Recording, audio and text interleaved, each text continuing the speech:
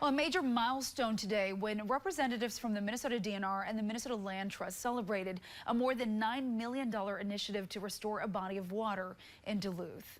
The project connects the St. Louis River to Perch Lake, just southwest of Gary, New Duluth.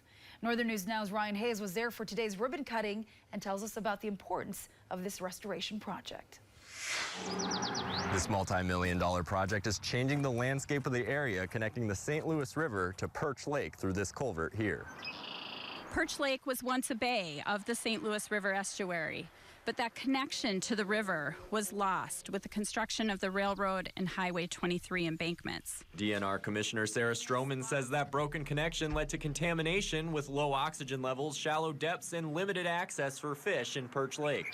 The St. Louis River estuary was designated an area of concern, and an incredible partnership of federal, state, tribal, local agencies and organizations was born.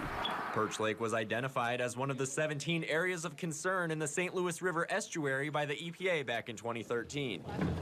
And Stroman says this project represents a move toward revitalizing the connection between the two waterways.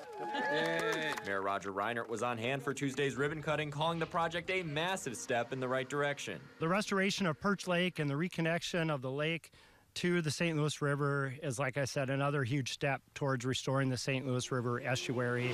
Reinert says this project wouldn't have been possible without the DNR, the EPA, and the Minnesota Pollution Control Agency, and added he'll be taking a dip in the river soon. Things like this give people yet another reason to come west, connect with these outdoor resources, but frankly also connect with our history. Mayor Reinert hopes this project will attract more outdoor enthusiasts to take their canoes and kayaks to the St. Louis River through this culvert here. From Perch Lake, Ryan Hayes, Northern News Now.